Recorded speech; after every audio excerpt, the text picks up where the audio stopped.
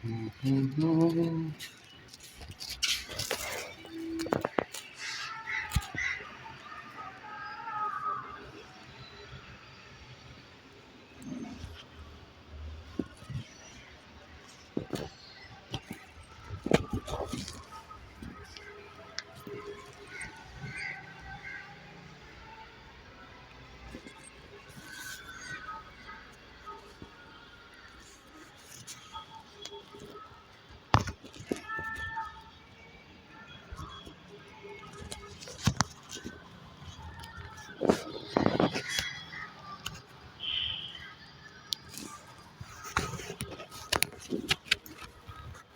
हो ना, इतनी देर हो गई करते करते।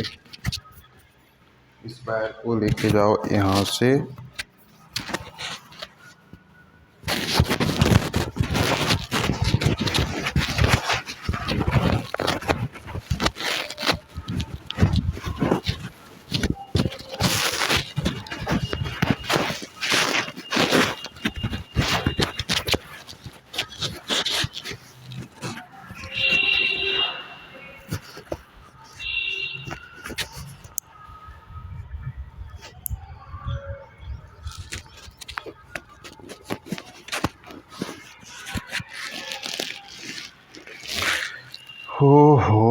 हो गया set. Okay,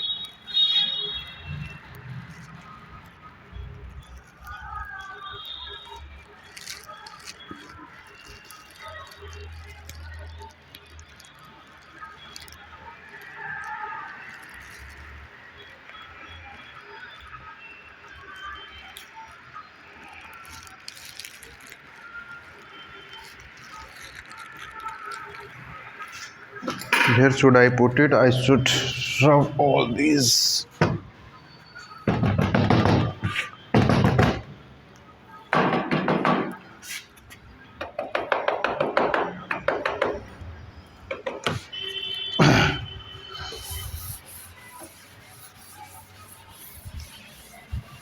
Everything is fine. Okay, what happens to this board? What is?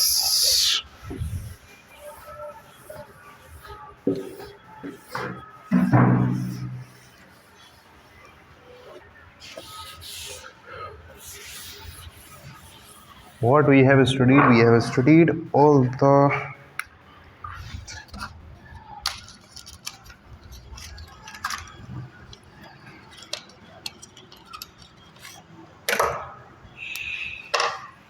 What's the date today? Today date is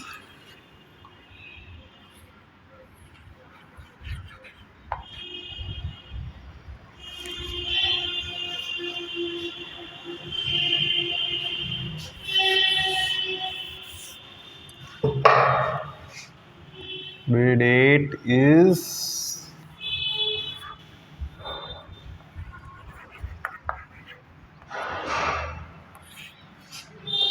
26/03/23 subject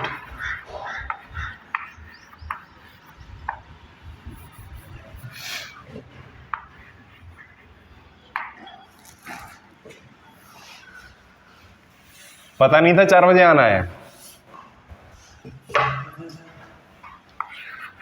बहुत अच्छा,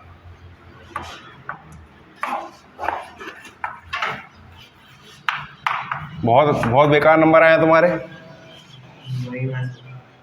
बहुत, मैं सोच रहा था तुम तो कह रहे थे मेरे बहुत अच्छा पेपर गया है। अच्छा गया था भैया। तो ये रहा, मम्मी ने रिजल्ट अंदर रख दिया था, मम्मी गई दूर जाए। कहाँ गई दूर लेने? कोई बात नहीं, हमने ये नंबर नोट कर लिए थे। ये मैथ के हैं, साइंस के।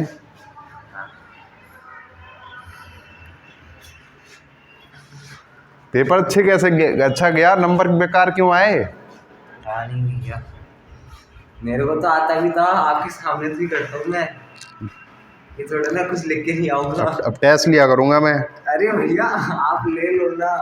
अरे भैया क्या? अगर नहीं, इतने कम नंबर है भैया। इसके हिसाब से तो मैं कतई एकदम बेकार बच्चा हूँ ना कोचिंग में भी। एग्जाम में पता नहीं क्या करके आते हो। भैया मेरे को कुछ नहीं पता।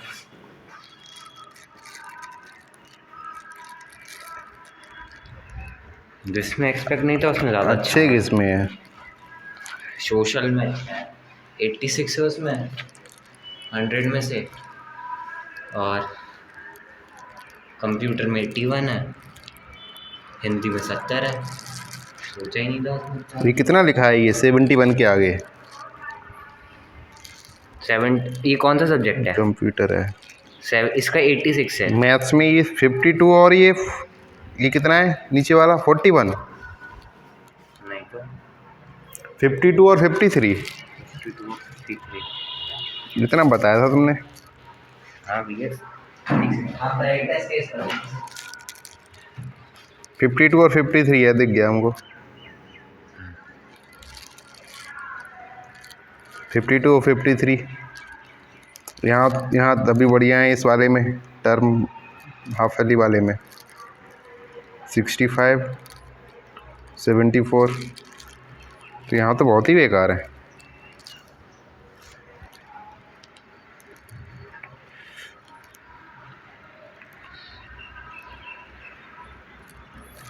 पेपर तुम्हारा सब अच्छा हुआ, केमिस्ट्री में नहीं हुआ तो इतने नंबर आएंगे क्या? 80 में से आधे नंबर हैं ये। भाई ये तो आधे भी नहीं है, ये आधे से ज़्यादा है। 30 MCQs थे इसमें।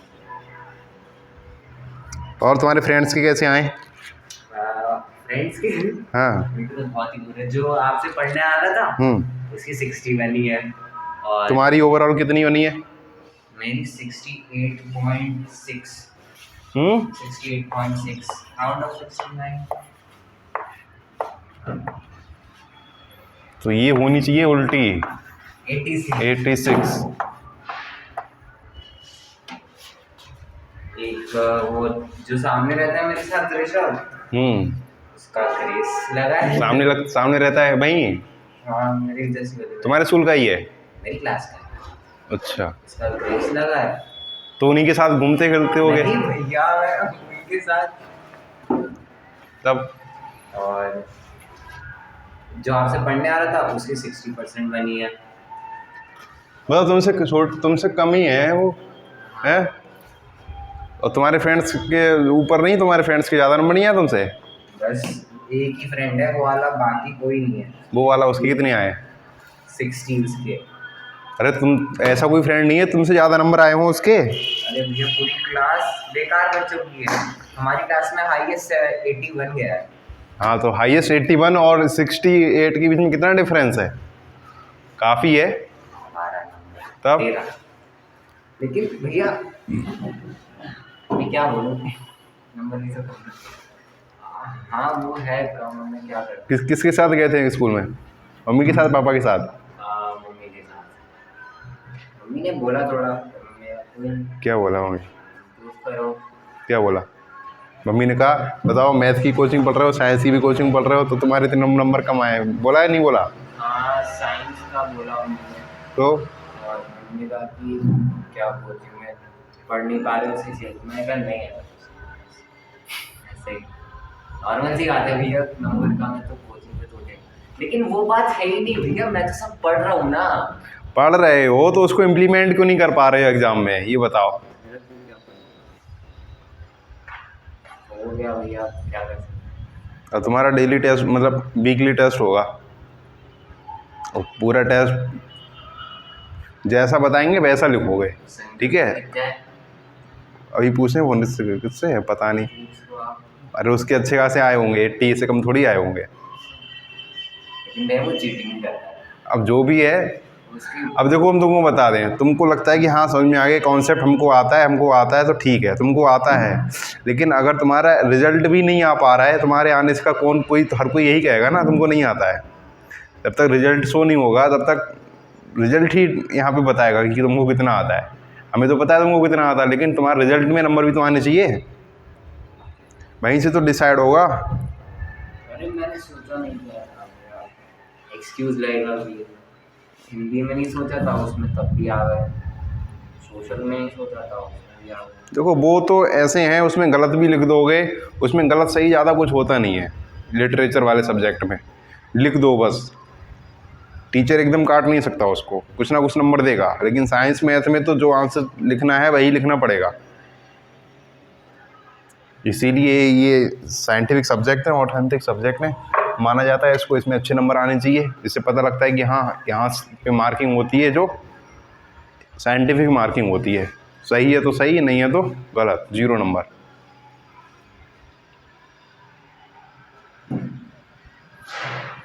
तो देखो अब क्या करना है तुमको, इसको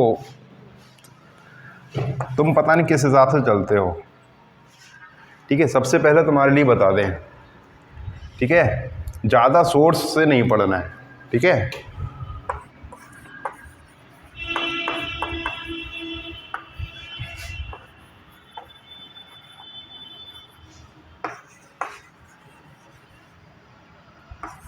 वो जो चैप्टर आ रहे थे वो सब करे हुए अब पता नहीं। करे, लेकिन सोर्सेज से ज़्यादा सोर्स को यूज नहीं करना है। लिमिटेड सोर्स मतलब क्या हुआ इसका, लिमिटेड सोर्स से पढ़ना तुमको,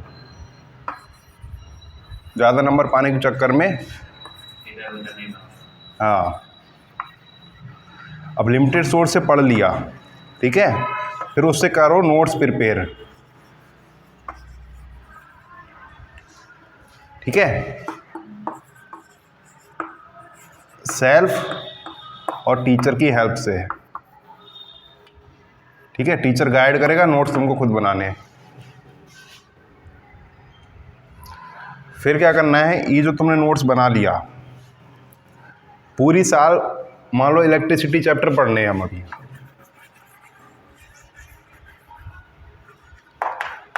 इस चैप्टर को पढ़ने के बाद 7 दिन में हमने पढ़ लिया, 7 दिन में 8 दिन में इतना ही पढ़ लिया। अब उसको पढ़ने के बाद क्या करोगे, इस चैप्टर का अच्छे से पूरा नोट्स बना लोगे, ठीक है। प्रिपेयर सेल्फ, नोट्स लिखना था ना, नोट्स बनाओगे।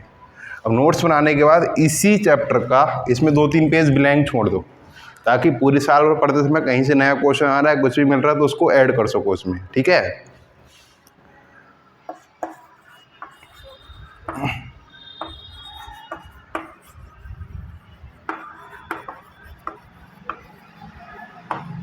चीज़ उसमें ऐड कर सको, कोई नई चीज़ आ रही है तो। अब जितना ये सब तैयार हो चुका है, अब ज़्यादा कुछ नहीं करना है। अब जितना तैयार हुआ है उसका क्या करना है, मल्टीपल रिवीजन करना है।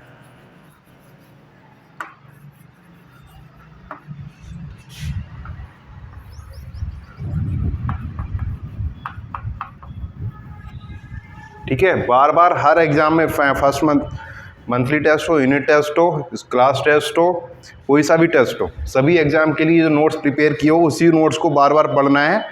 फिर क्या करनी है उसको, उसके बाद रिटन प्रैक्टिस करनी है। अगर इनको फॉलो करोगे तभी मार्क्स आएंगे। आंसर राइटिंग करनी है, लिख के देखना है। बिना लिखोगे तुम कहोगे हमें याद है, वो याद है, और अलग बार बार अलग अलग डेफिनेशन बताओगे, कभी हिंदी में कभी इंग्लिश में, तो कुछ याद नहीं रहेगा, एग्ज़ाम में नहीं लिख पाओगे सही तरीके से, ठीक है। अब लिखने के बाद ये तो जो हमने नोट्स बनाए हैं उसकी रिटन प्रैक्टिस करनी है। फिर इसके बाद प्रैक्टिस सेट लगाने हैं, एक तरीके से क्वेश्चन।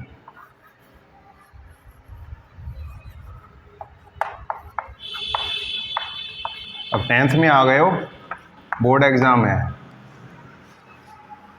ठीक है। तो सबसे पहले तो इसका सोर्स सबसे इम्पोर्टेंट सोर्स यही है, NCERT।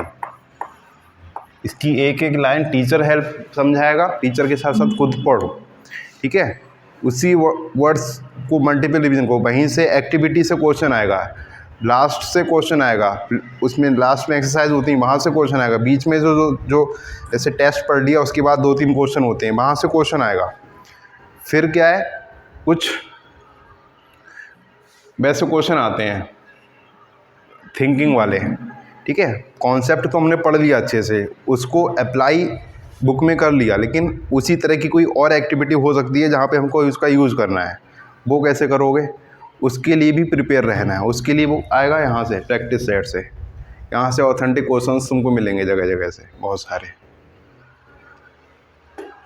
तो इतना काम करोगे, ठीक है। ये जो बता रहे हैं, ठीक है, ये बहुत ज़रूरी है। लिमिटेड सोर्स, एक चीज़ को चूज कर लो जो सही लग रही है, बस उसी पे डट जाओ।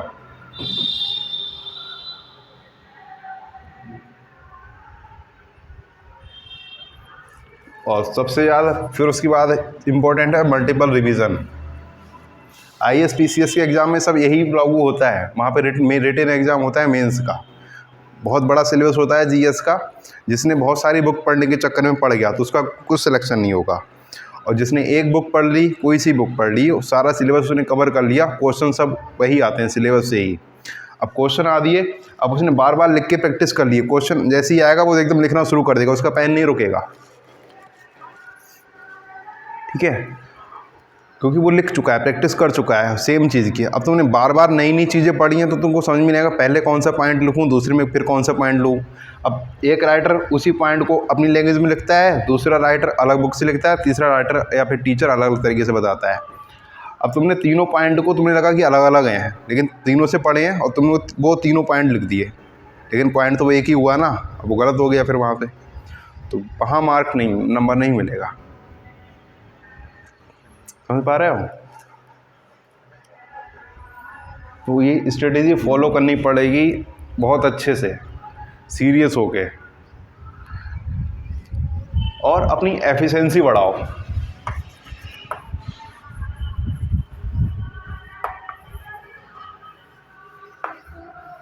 एफिशिएंसी मतलब कि कम टाइम में ज़्यादा काम, टाइम कम यूज़ करो और काम ज़्यादा करो। ये कैसे होगा? इसी सब से होगा, स्मार्ट वर्क से। ये जो टॉपर लोग होते हैं कोई मेहनत थोड़ी ज़्यादा करते हैं, ये स्मार्ट वर्क करते हैं। एक बार उन्होंने पढ़ लिया, नोट्स प्रिपेयर है, अगले बार एग्ज़ाम होगा उसी को रिवाइज करके दे देंगे। बार बार वही चीज़ को पढ़ रहे हैं, हर 6 दिन बाद, 10 दिन बाद, 15 दिन बाद, तो क्या होता है एकदम दिमाग में छप जाती है, फाइनल तक छपी रहती है। तुम क्या करते हो बताएं?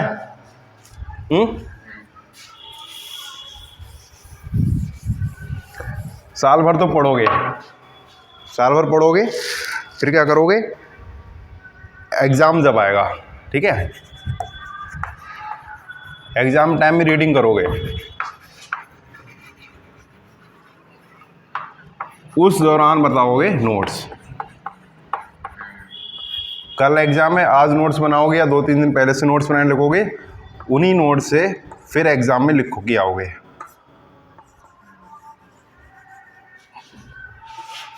करते हो कि नहीं? अब यहाँ से लेके यहाँ तक कितने दिन मिले होंगे तुमको? Maximum 5 days. और ये काम सभी एग्ज़ाम में करते हो, ठीक है, यूनिट टेस्ट में भी करते हो, ठीक है, यूनिट 1 जो होती हैं, यूनिट 2 में भी करते हो,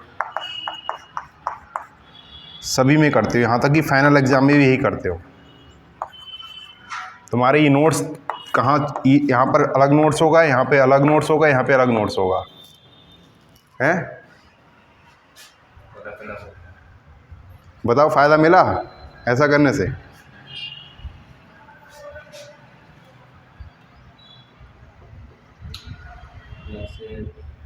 सब कुछ पढ़ाता ही है, फिजिक्स पढ़ा तो था।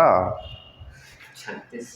देखो ये ऑब्जेक्टिव क्वेश्चन नहीं है कि ऑप्शन हमारे सामने होगा, 4 में से एक चूज़ करना है, हम टिक कर देंगे। हमको लिखना पड़ता है और लिखने के तरीके होते हैं, वे ऑफ प्रेजेंटेशन। यहाँ पे क्या चीक किया जाता है, ये रिटन एग्ज़ाम एकेडमिक में होते हैं, ये नहीं करना है, ठीक है।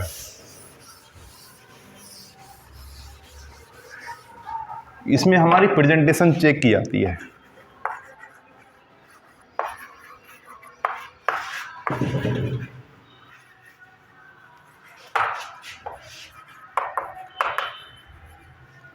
मतलब how to present your answer,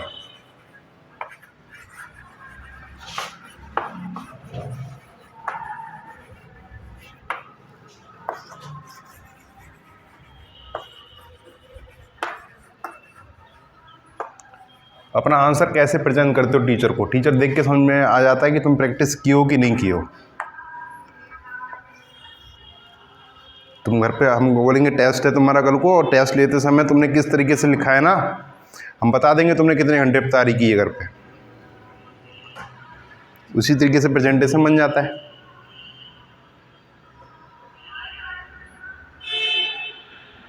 अगर ये टेक्स्ट बुक है, अगर ये तुम्हारे नोट्स की तरह बन जाए तो क्या होगा, एक दो को ही समझ में आएंगी।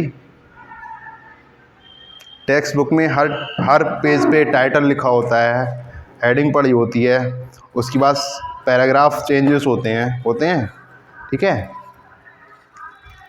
बीच बीच में डायग्राम बने होते हैं, ये बना होता है, एक्टिविटी ये नंबर लिखा होता है, पेज नंबर ये सब पड़ा होता है, ठीक है। कुछ कुछ चीज़ें बॉक्स में भी होती हैं, हेडिंग होती हैं, ये सब क्यों होते हैं, तो ये प्रेजेंटेशन है बुक का।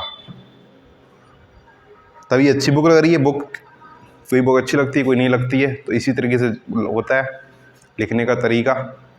तो तुमको काम करना है सबसे ज़्यादा इस पे, वे ऑफ प्रेजेंटेशन पे, आंसर राइटिंग पे। हम आज सोच ही रहे थे, पढ़ रहे थे, तुम कह रहे थे, हमने सोचा अब तुमसे खुद आंसर लिखवाएंगे, ठीक है। यहाँ पर ऐसा करना पड़ेगा कि तुमको आंसर लिख के देने पड़ेंगे, फिर उन आंसर को तैयार करोगे। हम चाहते हैं कि तुम खुद से काम करो। हम किसी भी बच्चे को, कोचिंग में यही होता है, बाहर कोचिंग में पैसे तो लेते हैं, बच्चे को सब प्रिपेयर करके दे देते हैं और समझा देते हैं बोर्ड पे, बच्चा करता रहता है, उससे क्या है नंबर अच्छे आ जाएंगे, लेकिन तुम कहीं ना कहीं कमज़ोर हो जाओगे। तुम खुद से डेवलप नहीं कर पाओगे कि हमें कैसे प्रिपेयर करना है आगे जाके। और आगे क्या होगा, अपने नोट्स दे दिया, क्या पता उस नोट्स में से नहीं आया, तो उसके लिए हम तैयार करना चाहते हैं कि तुम खुद से मेहनत करो, खुद के लिए तैयार करो। तुमको टीचर की ज़रूरत कम से कम पड़े, टीचर बस तुम्हारे लिए हेल्प करने के लिए हो। NCERT, NCF ये सब CBSE यही कहते हैं, जो न्यू एजुकेशन पॉलिसी सब में यही होता है, टीचर एज ए फैसिलिटेटर होना चाहिए, ना कि कंप्लीट उसके लिए सब कुछ प्रोवाइड कर दे। जहाँ ज़रूरत पड़े स्टूडेंट को वहाँ पर हेल्प करे, हम वही करना चाहते हैं। लेकिन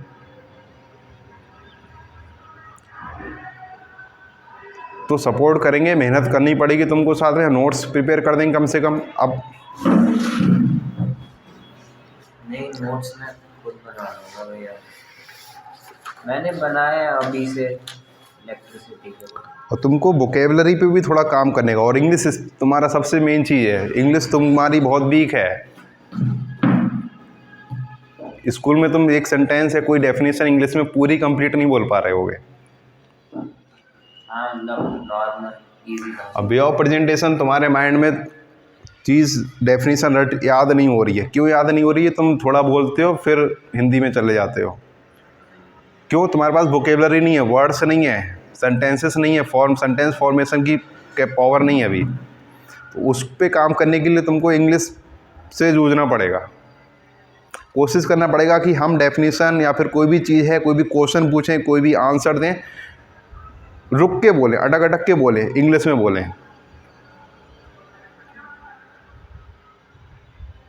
लेकिन हम चाहते हैं कि तुम बच्चे को जैसे समझ में आए वैसे समझाना चाहते हैं।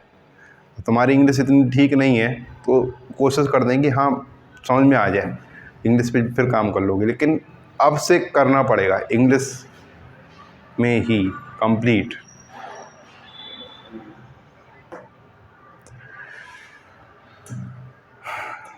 करोगे?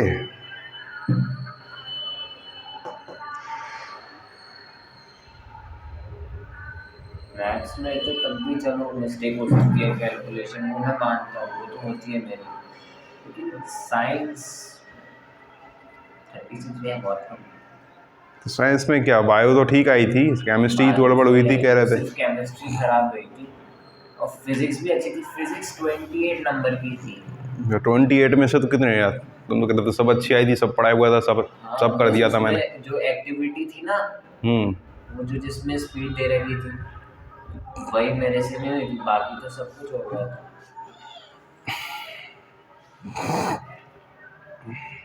चलो कोई बात नहीं। देखो इतना जो बताएं ध्यान रखोगे आगे के लिए। कि टॉपर लोग कैसे बनते हैं, ऐसे ही एक ही चीज़ को बार बार कर लेते हैं। हम जब पढ़ते थे मैथ की, इंटर में, हाई स्कूल में तो चलो फर्स्ट था, 12th में 6 किताबें होती थी मैथ की, 6 टाइप का मैथ होता था। फर्स्ट ईयर और सेकंड ईयर दोनों साल का आता था बोर्ड में। तो 2 साल के अंदर कम से कम 5 बार 6 बार तक पूरी बुक को कर देते थे, ज़्यादा ही कर दिए होंगे मैथ की। 2 साल के 2 साल के अंदर, हाँ, 6 बुक को 6 बार कर लिया होगा कम से कम। ज़्यादा हो गया। और बहुत ज़्यादा हो गया। जयनारायण में पढ़ते थे, हिंदी मीडियम स्कूल था। एग्ज़ाम बता दें, 10 एग्ज़ाम, एक साल में 5 एग्ज़ाम, फर्स्ट ईयर में 5 एग्ज़ाम, सेकेंड ईयर में 6 एग्ज़ाम प्री बोर्ड लगा के, ठीक है। तो 11 एग्ज़ाम ये हो गए, 11 एग्ज़ाम होते थे, ये समझ लो। फर्स्ट मंथली, सेकंड मंथली, फिर हाफ ईयरली, फिर थर्ड मंथली, फिर एनुअल।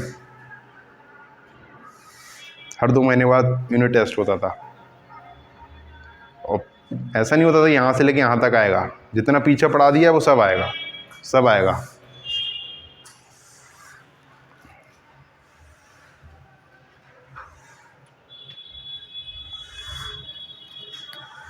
पापा तो नहीं गए होंगे, पापा तो अभी ड्यूटी गए होंगे हैं, उन्हें तो पता ही नहीं होगा।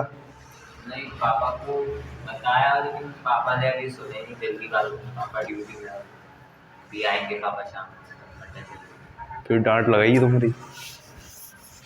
हाँ, डांट नहीं दिया, मतलब वो साइलेंटली कुछ नहीं बोले, वो बुरा लगता है। अच्छा, ज़्यादा नंबर कम आए, अब हमको भी तो यही लगता है, हम पढ़ा रहे हैं तो उनको हमें समझ नहीं आता है हम कहाँ कमी कर रहे हैं, हमको भी तो लगता है।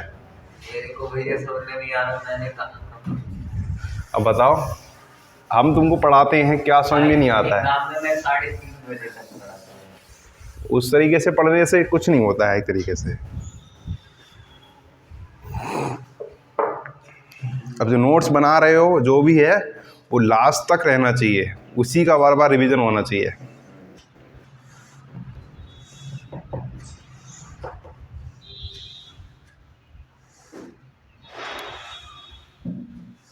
आप मेरे एक बार नोट्स देख लें, मिस्टेक तो नहीं। अब हमें लगता है हमें ही करना पड़ेगा। अरे नहीं, तुम करो, मैं बना लूँगा, आप बस एक बार चेक कर लें। तुम अपना बनाओ। अपना ना, अरे वही। फिर हमको आंसर एकदम उसी हिसाब से चाहिए जैसा है, लिखाए हैं।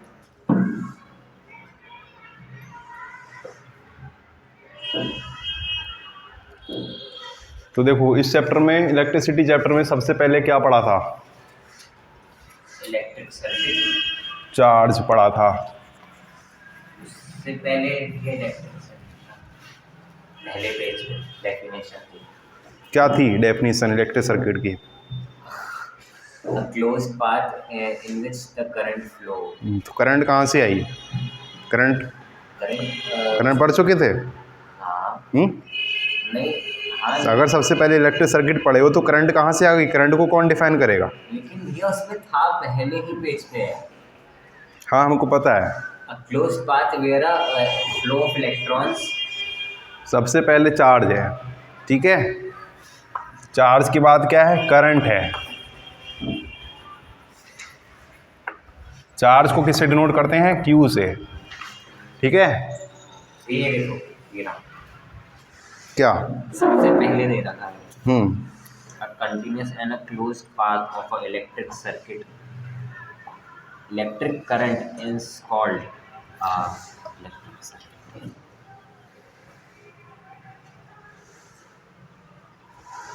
हाँ, तो इसके अंदर पूरा सर्किट और करंट भी इसी के अंदर आ रही है और चार्ज भी इसी के अंदर आ रहा है। तो चार्ज इसमें है नहीं, जितना हमने समझाया था कि एफिशिएंसी किसी भी एटम और मॉलिक्यूल या किसी भी सब्सटेंस के बाद एफिशिएंसी हो जाए चार्ज की, या फिर एफिशिएंसी ऑफ इलेक्ट्रॉन, या डेफिसिट हो जाए, डेफिसिट ऑफ चार्ज, कमी हो जाए, तो बोलेंगे वो बॉडी चार्ज है, उसके पास चार्ज है। अगर वो चार्ज रुका हुआ है, रेस्ट में है, तो कोई करंट फ्लो नहीं होगी। अगर वो चार्ज फ्लो होने लग जाए तो उसको बोलेंगे करंट फ्लो हो रही है, I equals to rate of flow of charge, I rate of flow of charge Q/T। ठीक है, यूनिट की होती है इसकी, इसकी होती है कूलॉम, करंट की यूनिट एम्पियर,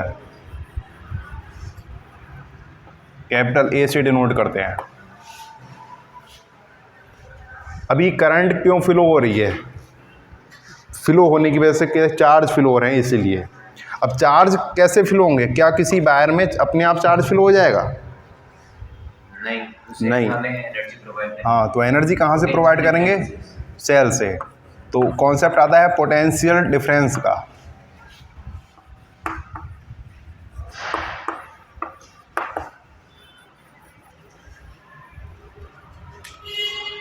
अब जैसे कोई सर्किट है, ये रेजिस्टेंस है इसके अंदर, और इसमें यहाँ पर ये बैटरी लगा दी हमने,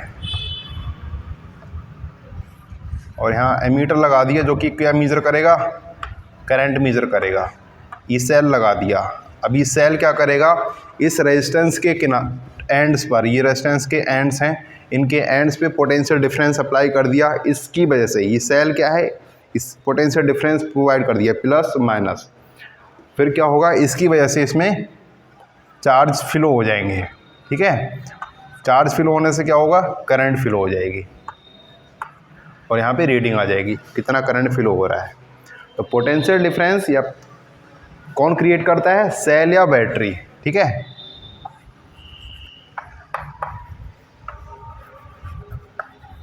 जो कि हम बाहर से एक्सटर्नल एजेंसी से जोड़ते हैं। अभी बैटरी जोड़ जाने के बाद क्या होगा? इसमें चार्ज फ्लो होगा। चार्ज इलेक्ट्रॉन के अपोजिट डायरेक्शन में करंट फ्लो होती है, कब से पहले बताया गया होगा।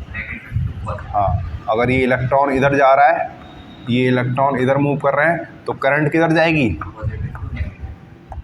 इधर डायरेक्शन में। इधर क्या होगा? प्लस, इधर का क्या रहा होगा? निगेटिव।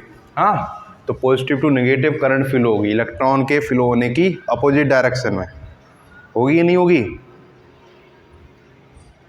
इस वायर में करंट इधर फ्लो हो रही है, तो इलेक्ट्रॉन किधर जा रहे होंगे? इधर। ठीक है, negative to positive.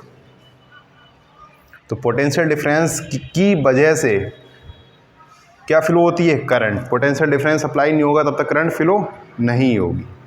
Potential difference की भी डेफिनेशन आती है। पोटेंशियल डिफरेंस को डिनोट करते हैं B से।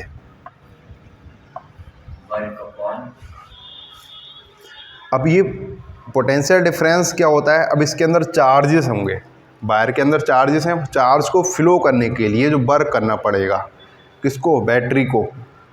तो work done per unit charge क्या होता है? Potential difference at the terminal of this points. Unit क्या हो जाएगी?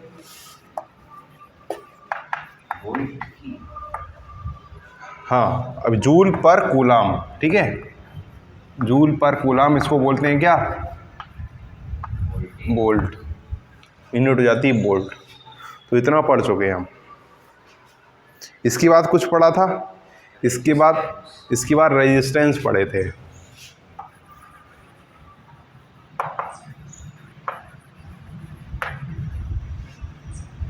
सीरीज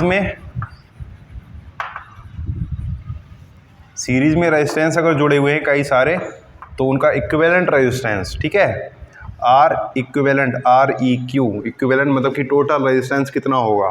तो वो R1 plus R2 plus R3 हो जाता है। कैसे करके जुड़े हुए होते हैं सर्किट में? ये इस तरीके से।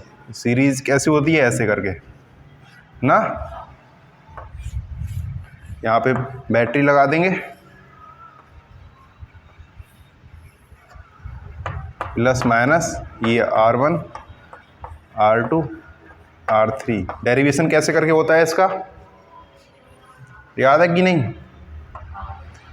करंट यहाँ से फ्लो होगी I, सभी में I करंट फ्लो होगी कि नहीं होगी? सीरीज में करंट सेम होती है, पोटेंशियल डिफरेंस सभी रेजिस्टेंस के अक्रॉस अलग अलग होगा। उससे पहले हमने ओम लॉ पढ़ा था, वो भूल गए। Ohm's law.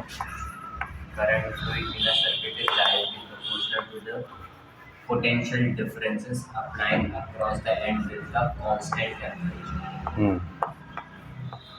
Current flowing in a circuit is directly proportional to potential difference across its terminals। तो ये इस The constant temperature. Temperature external जो फीचर्स होते हैं वो कांस्टेंट रहने चाहिए। अब प्रोपोर्शनलिटी को हटाएंगे तो एक कांस्टेंट आता है आर। ये जो आर होता है इसको बोलते हैं क्या? Resistance.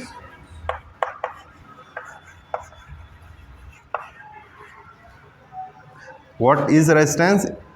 It is the Opposition offered by atoms particle to flow the current in the circuit, opposition offered by the atom or molecules for the current के लिए जो opposition offered होगा उसको बोलेंगे रेजिस्टेंस प्रॉपर्टी होती है।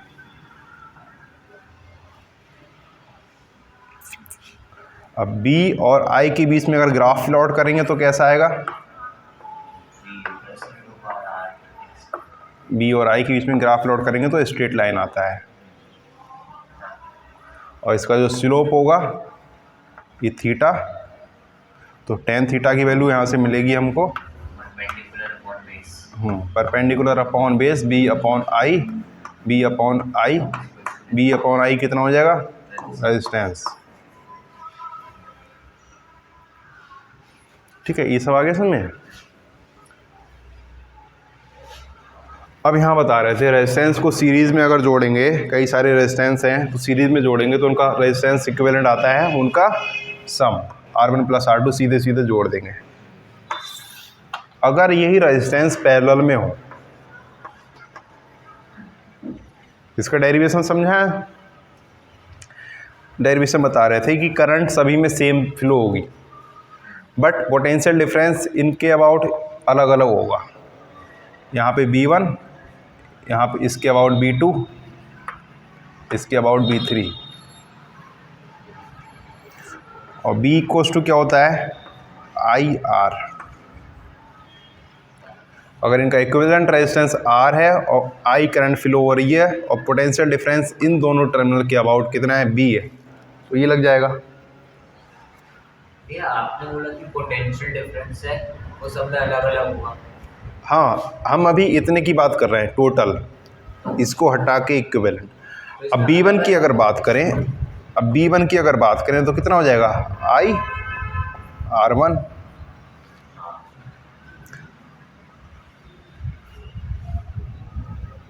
अब B2 की बात करें तो कितना हो जाएगा? I R2 और B3 I R3 ना। अब B1 यहाँ पर है, B2 यहाँ है, B3 यहाँ है। अगर इन दोनों को सभी को जोड़ देंगे, ऐड कर देंगे तो इन दो पॉइंट के बीच में पोटेंशियल डिफरेंस जो था हमने था वो में नहीं मिल जाएगा। तो मतलब कि B पोटेंशियल डिफरेंस टोटल कितना होना चाहिए? B1 + B2 + B3 ना। और B की वैल्यू कितनी? IR। इस इक्वेशन से B1 की वैल्यू IR1 पुट कर देंगे, IR1 प्लस B2 की वैल्यू IR2, B3 की वैल्यू IR3। सभी में से I कॉमन आ जाएगा, I से I कैंसिल हो जाएगा तो कितना बचेगा? R equals to R1 + R2 + R3 बचेगा कि नहीं बचेगा? ये प्रूफ हो गया। तो कॉन्सेप्ट क्या है इसका? सीरीज में अगर रेजिस्टेंस लगे हुए हैं तो क्या होगा? पोटेंशियल करंट सभी में सेम होगी, पोटेंशियल सभी में अलग अलग होगा। आप रिकॉर्ड करें? रिकॉर्ड करा आपने? मतलब ये जो मार्क्स वाला था वो तो हट जाएगा, क्या ही रिकॉर्ड होगा, सब तो घिसी पिचड़ हो गया है बोर्ड पुराना है। आप डालोगे? नहीं अभी नहीं, अब देखेंगे कि क्या गलती हो रही है, पता लगेगी। ये चेयर आ रही है अभी? नहीं वो नहीं आएगी, बस तुमको लिंक कर रहे हैं, तुमको पुराना समझाने की कोशिश कर रहे हैं।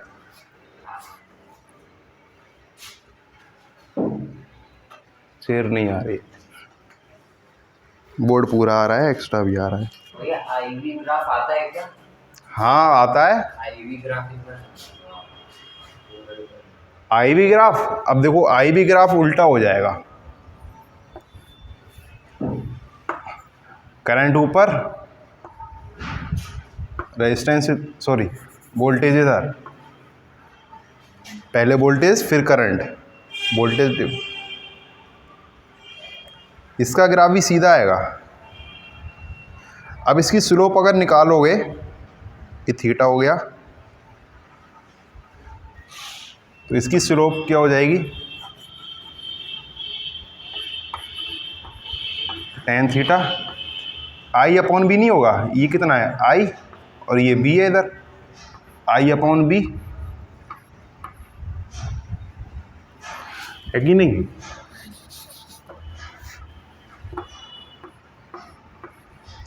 ओम लॉ से देखो आई अपॉन बी कितना आएगा, आई अपॉन बी, यहाँ से देखो I upon B, B upon I क्या आ रहा था, B upon I resistance, B upon I R आ रहा है, तो आई अपॉन बी कितना हो जाएगा,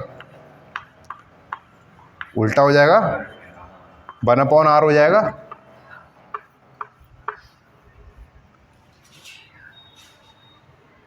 रेजिस्टेंस का उल्टा कंडक्टेंस होता है, कंडक्टेंस क्या होता है? नाम है कंडक्टिविटी। जितना कम रेजिस्टेंस कंडक्टिविटी उतनी ज़्यादा, कंडक्टिव मतलब कि चार्ज उतना आसानी से फ्लो होगा। इसको जी से डिनोट करते हैं। हाँ, रेजिस्टेंस का उल्टा होता है। जी इज व्हाट, ये जी है, हाँ conductivity, conductance, resistance conductance. Conductance. अब आर हमने बताया था कि आर जो होता है, 1 अपॉन आर की जगह डायरेक्ट जी ना लिखो, अभी इस क्लास में नहीं है, मतलब कि हम बता रहे हैं एक्स्ट्रा अगर पता। आईवी ग्राफ आ गया हम्म तो उसमें जी लिख दो। 1 अपॉन आर जी बोल सकते हो इन एक्स्ट्रा इन्फॉर्मेशन के लिए, लेकिन खुद से नहीं पूछेगा कि define conductance, what is conductance, ऐसे क्वेश्चन नहीं पूछेगा। तो रेजिस्टेंस का उल्टा, जितना जितना कम रेजिस्टेंस कंडक्टिविटी उतनी ज़्यादा, मतलब कि फ्लो उतना तेज़ी से होगा करंट का, और रेजिस्टेंस जितना ज़्यादा कंडक्टिविटी उतनी कम, उल्टे हैं ना। आर क्या होता है, रेजिस्टेंस किसी वायर की लेंथ के प्रोपोर्शनल होता है, एरिया ऑफ क्रॉस सेक्शन के इनवर्सली प्रोपोर्शनल होता है।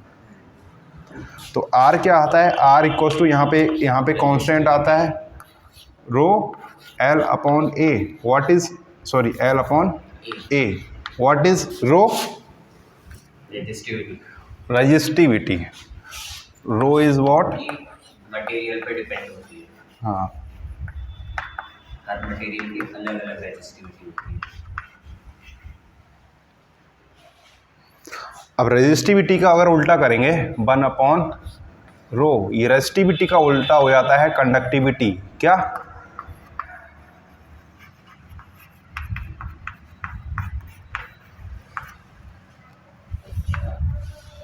रेजिस्टेंस का उल्टा कंडक्टेंस, रेजिस्टिविटी का उल्टा कंडक्टिविटी। तो ये कंडक्टेंस और कंडक्टिविटी के अंदर क्या डिफरेंस है?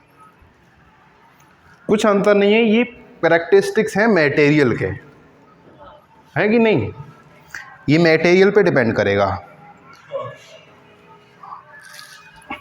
और ये मटेरियल पे डिपेंड नहीं करेंगे रेजिस्टेंस, और ये डिपेंड करेंगे उसकी लेंथ कितनी है, एरिया ऑफ क्रॉस सेक्शन कितना है। लेंथ बढ़ा दोगे रेजिस्टेंस बढ़ जाएगा, लेंथ कम कर दोगे रेजिस्टेंस कम हो जाएगा, पतला कर दोगे वायर तो रेजिस्टेंस कम हो जाएगा, मोटा कर दोगे वायर तो रेजिस्टेंस, सॉरी उल्टा बोल दिया, वायर अगर मोटा कर दोगे तो रेजिस्टेंस कम हो जाएगा, और वायर अगर पतला कर देंगे तो रेजिस्टेंस बढ़ जाएगा।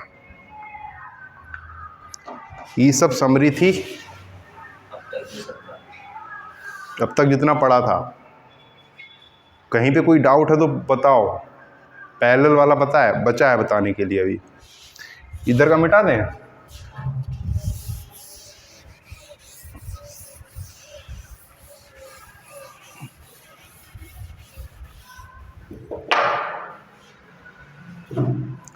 अब रेजिस्टेंसेस का कॉम्बिनेशन सीरीज में समझ में आ गया, इस तरीके से डेरिवेशन होता है, लिखना रहता है बीच बीच में, वो लिखना सीखना पड़ेगा बुक से, नोट से, कहीं से भी। अब रेजिस्टेंस को सीरीज में ऐड कर लिया, अब रेजिस्टेंस को पैरेलल में ऐड करेंगे।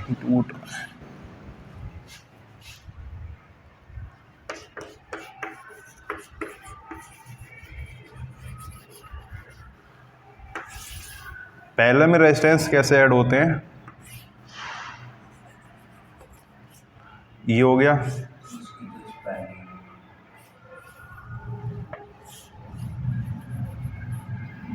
इसमें करंट डिवाइड हो जाता है।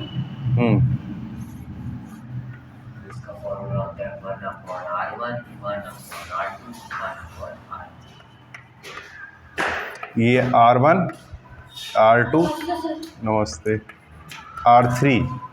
अब इस सेल से कितनी करंट फ्लो हो रही है, let suppose I current flow हो रही है, यहाँ तक तो I करंट जाएगी, उसके बाद ये करंट डिवाइड हो जाएगी 3 पार्ट में। लेट सपोज R1 रेजिस्टेंस में करंट जा रही है I1, R2 में जा रही है I2, R3 में जा रही है I3। अब यहाँ पर भी I3 निकलेगी, यहाँ पर भी I2 और यहाँ I1। अब ये सभी करंट निकल के ऐड होंगी, फिर करंट कितनी आ जाएगी, I करंट आएगी। तो यहाँ से ये तो समझ में आ रहा है कि जो I करंट होगी, I इक्वल्स टू कितना होगा, I1 plus I2 plus I3 होगा कि नहीं होगा।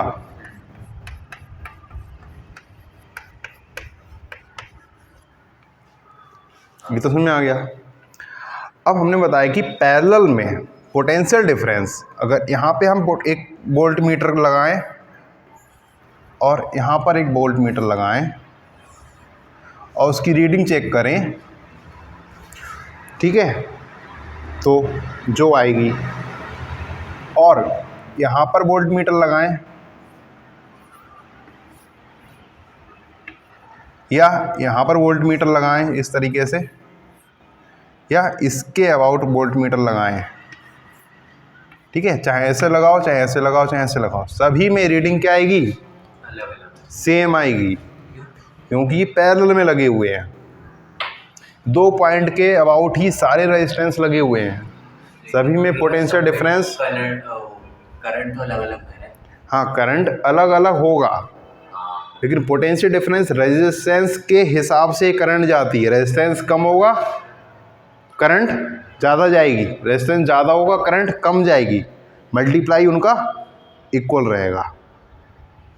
B इक्वल्स टू क्या है, IR। रेजिस्टेंस ज़्यादा होगा करंट कम हो जाएगी, उधर सभी रेजिस्टेंस एक जैसे थोड़ी होंगे। अगर सभी रेजिस्टेंस इक्वल है तो सभी में इक्वल करंट जाएगी, जो रेजिस्टेंस बड़ा है उसमें करंट कम जाएगी, और जो रेजिस्टेंस छोटा है, कम रेजिस्टेंस है, उसमें करंट ज़्यादा जाएगी। समझते कि नहीं? तो इसीलिए सभी के अराउंड, सभी टर्मिनल में पोटेंशियल डिफरेंस की रीडिंग सेम आएगी, वोल्ट मीटर से चेक करेंगे। और उसमें अलग अलग आती है। हाँ, यहाँ अलग अलग आएगी। यहाँ वोल्ट मीटर लगाओगे, ठीक है, यहाँ लगाओ, यहाँ V3 आएगी, यहाँ V1 आएगी, और यहाँ भैया एक सेकंड, मैं समझ नहीं पा रहा ये, अगर हम जैसे जो R1 है वो रेजिस्टेंस कुछ और होगा उसका, और उसमें करंट भी कुछ और जा रहा होगा, और ऐसे R2 में भी रेजिस्टेंस कुछ और होगा और उसमें करंट भी कुछ और जा रहा होगा। हाँ, तो पोटेंशियल डिफरेंस कैसे हो गया? जाएगा तो इसी सेल से। हाँ, अब इसी सेल से जाएगा, अब पूरा का पूरा इन्हीं में ही तो जाएगा, कहीं और तो जाएगा नहीं। हाँ, बी टोटल कहीं गायब तो हो नहीं जाएगा, थोड़ा बहुत कम होगा बाहर में, बाकी पूरा नहीं होगा। तो इक्वल कैसे होगा, तो वही बता रहे हैं कि अगर सभी रेजिस्टेंस अगर सेम है तो सभी में इक्वल करंट जाएगी, सभी में कोई डिफरेंस नहीं, सभी रास्ते एक जैसे हैं, सभी में एक बराबर रुकावट है, एक जैसे है, सारे रेजिस्टेंस एक है, इसका मतलब सब में करंट भी एक और डिवाइड, सभी में करंट एक जाएगी। हाँ, सभी में इक्वल करंट, इक्वल रेजिस्टेंस। हमने बोला करंट वहाँ पे डिवाइड हो जाएगी, कुछ और जा रही है, कुछ और जा रही है, तो डिवाइड हो जाएगी। मान लो 3 एम्पियर है तो 3 एम्पियर की 1 एम्पियर इसमें, 1 एम्पियर इसमें, 1 एम्पियर इसमें, इस तरीके से डिवाइड होगी। एम्पियर है तो हाँ। किसी में 4 जा रही है, किसी में 2 जा रही है। तो वो रेजिस्टेंस अगर सेम है तो 8/3 जाएगी सभी में, 8 के 3 इक्वल पार्ट हो जाएंगे। अगर रेजिस्टेंस अलग अलग हैं, अच्छा ये इक्वल पार्ट से डिवाइड हो जाती है अगर रेजिस्टेंस सेम है तो, और अच्छा ठीक। रेजिस्टेंस अगर इक्वल नहीं है, मान लो ये रेजिस्टेंस, मान लो ये रेजिस्टेंस 8 ओम का है, ये 2 ओम का है, ये 1 ओम का है, ठीक है। और पोटेंशियल डिफरेंस मान लो कितना है, 16 वोल्ट की बैटरी लगी हुई है, यहाँ की इसकी रीडिंग कितनी आ रही है, 16 वोल्ट आ रही है, क्लियर दिख रहा है, 16 एम्पियर वोल्ट बैटरी आ रही है। तो अब इन तीनों का, अभी इन सभी का पैरेलल रेजिस्टेंस कितना होगा, तो टोटल करंट हमको पता होनी चाहिए, टोटल करंट कितनी होगी। तो टोटल करंट को हम डिवाइड कर, अब देखो अब टोटल करंट कितनी होगी हमें नहीं पता, वो कैसे पता लगेगा, इन सभी के रेजिस्टेंस को निकाल के 1/, इस फार्मूले से, वो हम जो हम ड्राइव करने जा रहे थे। फिर बताएंगे कि सभी में रेजिस्टेंस, सभी में करंट कितनी कितनी जाएगी। इसमें करंट सबसे कम हो जाएगी, लोएस्ट, इसमें लोएस्ट करंट जाएगी, इसमें हाईएस्ट करंट जाएगी 1 ओम वाले में, सबसे ज़्यादा करंट जाएगी। इन दोनों की मल्टीप्लाई करोगे, ये ज़्यादा है ये कम है, वैल्यू 16 हो जाएगी। इसकी वैल्यू सबसे कम है और ये सबसे ज़्यादा है, मल्टीप्लाई करोगे तो वैल्यू उतनी ही हो जाएगी। जैसे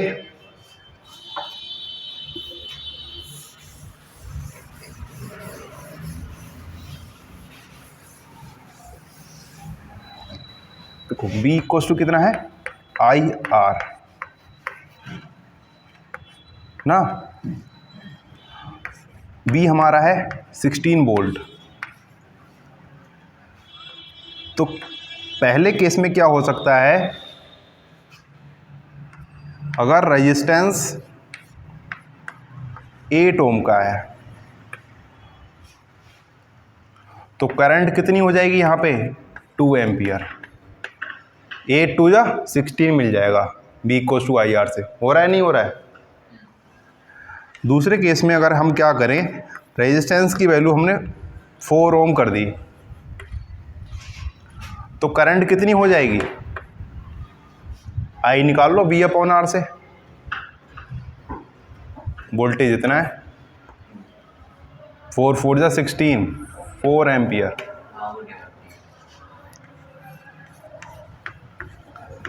अगर रेजिस्टेंस 2 ओम का ले ले तो करंट कितनी हो जाएगी, निकाल पा रहे हो कि नहीं, I इक्वल्स टू V/R से।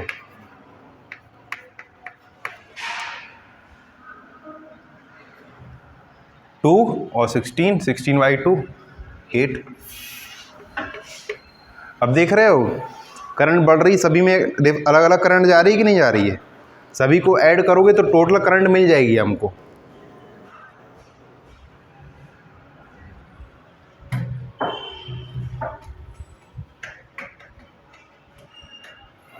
टोटल तो पोटेंशियल डिफरेंस सेम आएगा। पोटेंशियल डिफरेंस इन दोनों की मल्टीप्लाई करो, देखो सेम आ रहा है,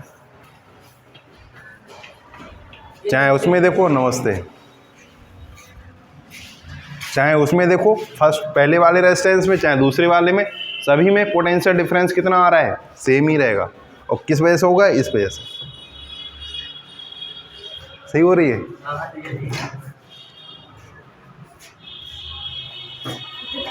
समझ में आया। अब पैरेलल में करंट डिवाइड हो रही है 3 पार्ट में, तो करंट का सम टोटल करंट के बराबर होगा कि नहीं होगा।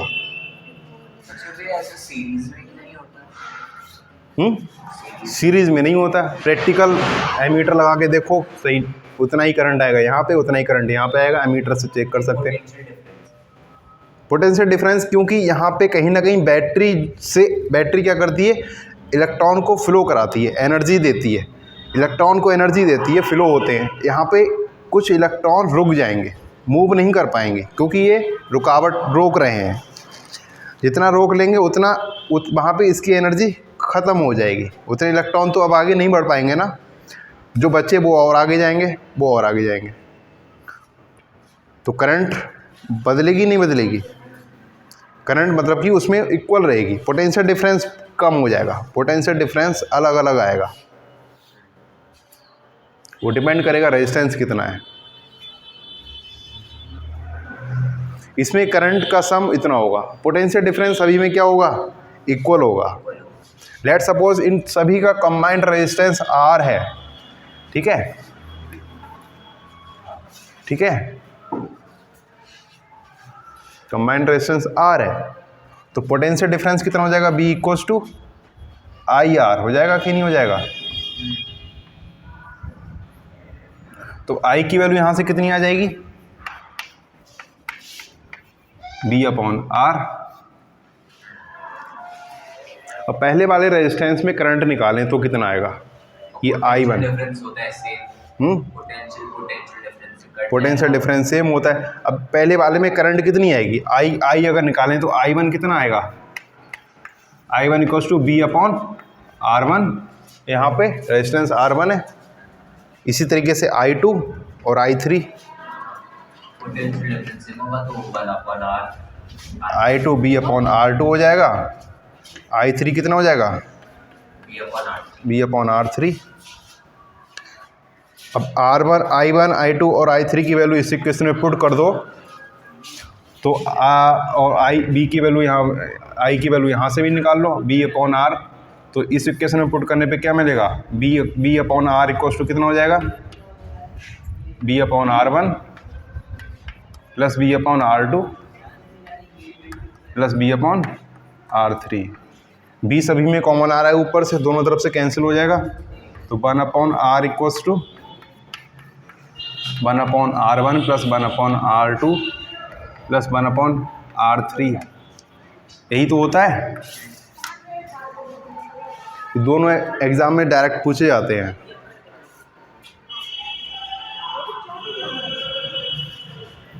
ध्यान रख लो, हमेशा पैरेलल कॉम्बिनेशन में पोटेंशियल डिफरेंस सेम रहेगा सभी में। पैरेलल में करंट सेम, सीरीज में करंट सेम रहेगी, ठीक है। इस पर भी क्वेश्चन करा दिए थे, इस पे क्वेश्चन करा दिए थे। आगे पढ़ना था heating effect of electrical current, जिसमें हम क्या करते हैं, जैसे कि किसी भी करंट फ्लो होने से जो हमारा इक्विपमेंट है वो गर्म हो जाता है। जैसे फ़ैन हम चला रहे हैं, फ़ैन चलाते बहुत लंबे समय तक चलता रहे तो यहाँ से एनर्जी तो जा रही है, स्विच ऑन है, करंट जा रही है, करंट से क्या हो रहा है? फ़ैन घूम रहा है, काम हो रहा है, लेकिन कहीं ना कहीं बहुत लंबे समय तक चलाएंगे तो फ़ैन गर्म हो जाएगा छुएंगे तो। अगर ऐसा गैजेट हो हमारे पास जिसमें केवल प्योर रेजिस्टेंस हो, कोई और चीज़ ना हो, इसमें और भी चीज़ होती हैं, कैपेसिटर, इंडक्टर, काफ़ी चीज़ें होती हैं, केवल प्योर रेजिस्टिव सर्किट हो हमारे पास, तो क्या होगा? उसमें काफ़ी ज़्यादा हीट प्रोड्यूस होती है, जैसे कि इलेक्ट्रिकल हीटर में, आयरन में, और जो इलेक्ट्रिकल जो टोस्ट गर्म करने वाला जो होता है ओवन में, हीटर में, इन सभी में क्या होता है? ये करंट तो फ्लो होती है, करंट फ्लो होने से क्या होता है? हीट प्रोड्यूस होती है। और हमारे पास जो बल्ब होता है वो वाला फिलामेंट वाला बल्ब होता है, उसमें भी क्या होता है? करंट फ्लो होती है, वो गर्म पड़ता है, फिलामेंट गर्म पड़ने से क्या होता है? बहुत ज़्यादा गर्म पड़ने से वो लाइट प्रोड्यूस करने लगता है, बल्ब को छूओगे तो बहुत गर्म हो जाता है। तो heating effect of electrical current है, जिसको पढ़ने वाले थे आज, अब पढ़ेंगे कल, ठीक है। चलो, यहाँ तक का बहुत अच्छे से प्रिपेयर कर लो, स्टॉप कर दो।